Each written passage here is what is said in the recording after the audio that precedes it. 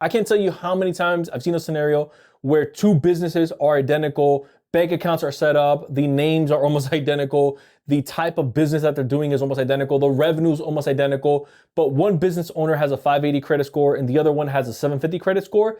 Banks usually are going to go with the one that's a 750. Unfortunately, the one that's under that 620, 630 mark, they're going to get denied altogether. And because I see personal credit playing such a big role, especially early on with startups or businesses not yet at that revenue, I'm going to rank this at the S tier. The next one that we have is business formation documents. Now I'm going to group this into one piece, and that's going to be your EIN, your LLC, or if you're a corp, your corp, and your articles of organization or your articles of incorporation and your operating agreement.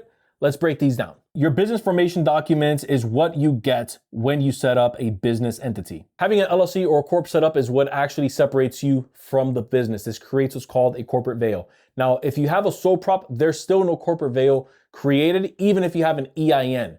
Because when you set up the LLC, that's when the IRS sees you and the business as two different entities. In fact, the IRS is going to see that corp, that LLC, as its own person, which is why it gets its own EIN. Now, the business formation docs is what banks are going to ask for when you're opening up business bank accounts.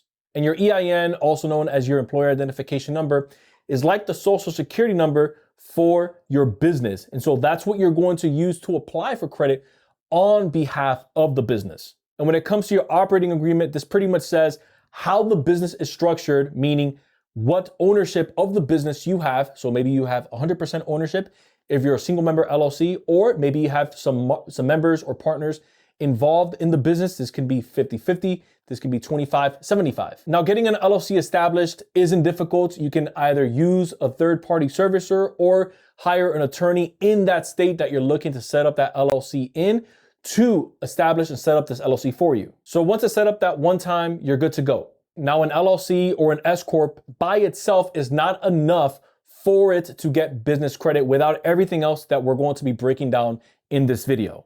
And so because of that, we are going to be ranking business formation at a B. The next one on the list is a business bank account. A business bank account is the account used for business transactions and deposits instead of your personal finances. Now, your business bank account is specifically designed to separate your personal finances from your business finances and business cash flow. And remember what we mentioned earlier about the corporate veil, which is you having that legal separation between you and the business.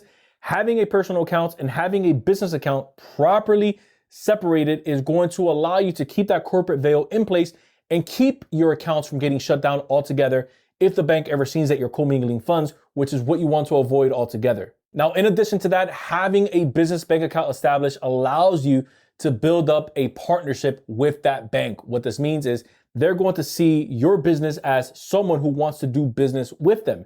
And so when you decide to go back in and apply for a business credit line, they're going to say, yep, we're familiar with your business and we see how you've been faithful with us. We see how much money's been coming in. We see how you've been consistent. So here are your options. And since bigger banks like to see liquidity, meaning cash flow, this actually helps offset the age of the LLC. So if maybe your LLC isn't past 2 years old, but it's bringing in good revenue and maybe you don't have A1 credit like 780, 790, maybe you're closer to 690, 700, this can help offset some of those deficiencies and still help you get over that hump so that you can get access to more credit lines and more credit options for your business. And because of that, I am going to rate a business bank account at an S tier because I see it working for more people and more businesses than not having one at all.